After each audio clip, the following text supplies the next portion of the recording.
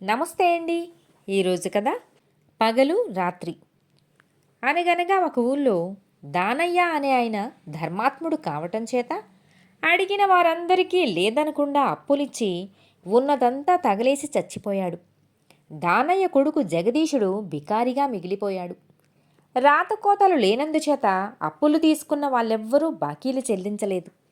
జగదీశుడికి ఊరి మీద ఊరి వాళ్ళ మీద రోత పుట్టి మరెక్కడైనా బ్రతుకు తెరువు చూసుకుందామని బయలుదేరాడు.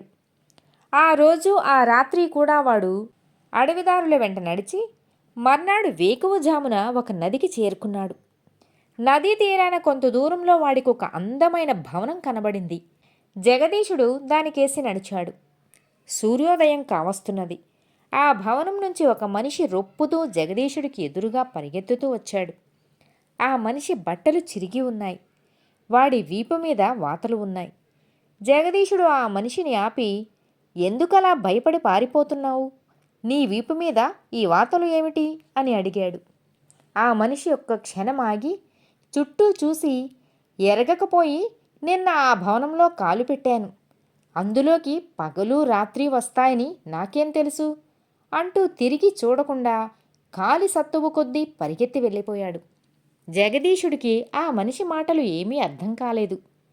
వాడు కుతూహలంతో ఆ భవనంలోకి ప్రవేశించాడు. లోపల విశాలమైన గదులు, అందంగా దీపాలు, తెరలు, సయ్యలు, చిత్రపటాలు చూడముచ్చటగా ఉన్నాయి. ఎక్కడా మనిషి జాడ మాత్రం లేదు. జగదీశుడు భవనం అంతా కలియ తిరిగి మళ్ళీ ముందు గదిలోకి వచ్చాడు. యజమాని గారికి నమస్కారం, క్షమించాలి. ఈరోజు మేఘాల మూలంగా సూర్యోదయం ఆలస్యంగా అయ్యింది. అందుకే నేను ఆలస్యంగా వచ్చాను అన్న మాటలు వినిపించేసరికి జగదీశుడు తుల్లిపడ్డాడు. గుమ్మంలో ఒక అందమైన యువతి నిలబడి ఉన్నది. ఆమె పైనుంచి కింది వరకు తెల్లని దుస్తులు ధరించి ఉంది. ఆమె మెడలో మెరుస్తున్న ముత్యాల దండ ఉన్నది. ఆమె చేతిలో అందమైన నెమలీకల విసనకర్ర ఉంది.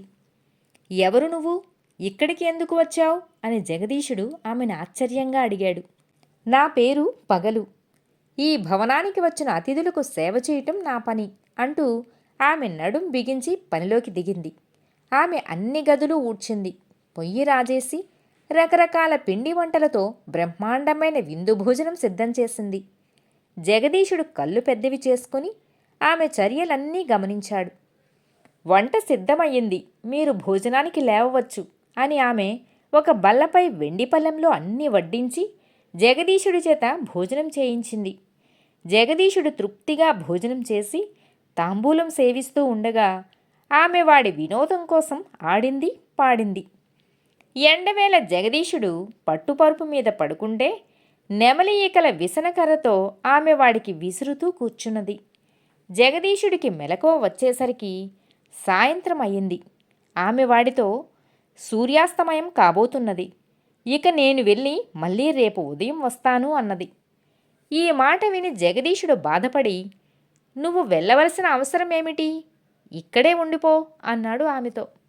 అయ్యో, ఇంకేమైనా ఉందా? రాత్రి వచ్చి నన్ను మింగేయదు అని ఆమె వేగంగా వెళ్ళిపోయింది. జగదీశుడు నిరాశగా ఆమె వెళ్ళిన గుమ్మంకేసే చూస్తూ ఒక్కసారిగా దడుచుకున్నాడు. ఎందుకంటే గుమ్మంలో నల్లని వస్త్రాలు ధరించిన భయంకరమైన యువతి నిలబడి ఉంది. ఆమె ఒంటి రంగు కారు నలుపు, మెడలో నల్లని పూసలదండ ధరించి చేతిలో కొరడా పట్టుకుని ఉంది. అలాగే కూర్చుని ఉన్న జగదీశుణ్ణి చూసి ఆమె పళ్ళు పటపటా కొరుకుతూ, ఎంత తలబిరుసురా నీకు?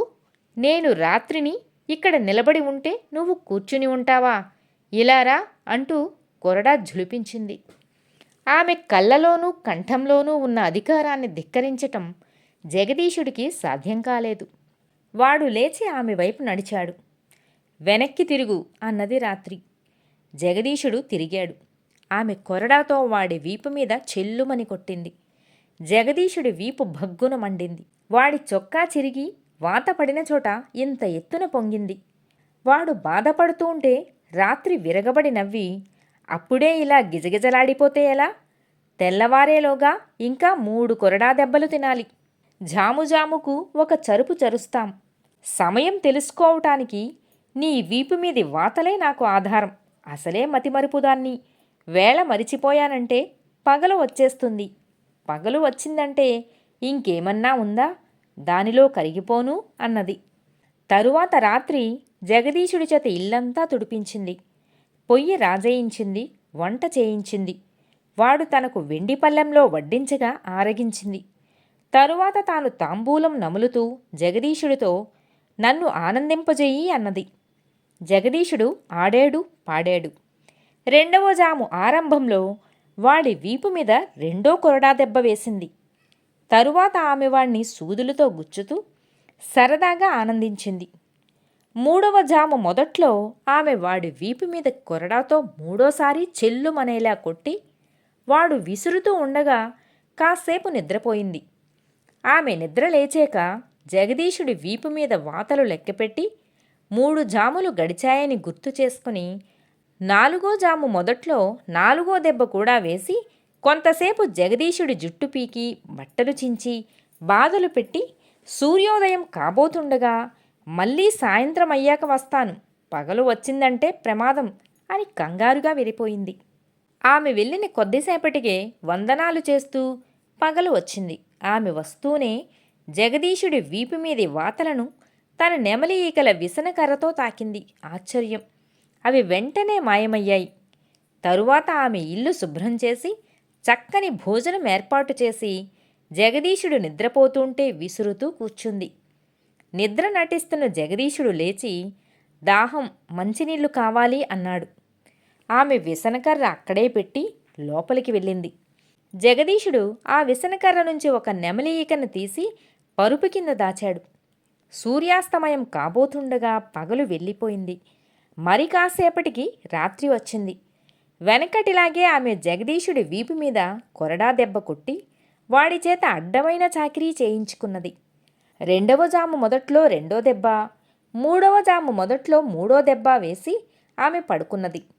జగదీశుడు పరుపు కింద ఉన్న నెమలి ఈక పైకి తీసి దానితో తన వీపు మీది 3 వాతలలో ఒకదాన్ని తాకాడు. వెంటనే అది మాయమైంది. 4వ జాము మొదట్లో రాత్రి లేచి కొరడా తీస్తూ ఇది ఆఖరి జాము అనుకుంటాను అన్నది. నీకు మతిమరుపు బాగా వచ్చేసింది. ఇప్పటికి 2 జాములే గడిచాయి, కావలిస్తే చూడు అంటూ జగదీశుడు తన వీపు చూపించాడు. అయితే మరో జాము నిద్రపోవచ్చు అని ఆమె వాడి వీపు మీద కొరడాతో మరో చరుపు చర్చి మళ్ళీ నిద్రపోయింది. రాత్రికి మెలకువ వచ్చేసరికి సూర్యోదయం అయ్యేపోయింది. అప్పటికి పగలు లోపలికి రాను కూడా వచ్చేసింది. ఆమెను చూడగానే రాత్రి కెవ్వున అరిచి బయటికి పరుగు తీసింది. కానీ సూర్యకిరణాలు సోకగానే రాత్రి శరీరం మంచులా కరిగిపోయింది. రాత్రి పోయాక నేను మాత్రం ఇక్కడ ఎందుకు? అది వస్తున్నదనే నేను వచ్చాను అంటూ పగలు కూడా వెళ్ళిపోయింది. ఆ తరువాత జగదీశుడు తన వద్ద ఉండిన నెమలి ఈకలతో రోగాలకు గాయాలకు చికిత్స చేస్తూ తనకు నచ్చిన పిల్లను పెళ్ళాడి ఆ భవనంలోనే సుఖంగా జీవితమంతా ఉండిపోయాడు. కథ సమాప్తం.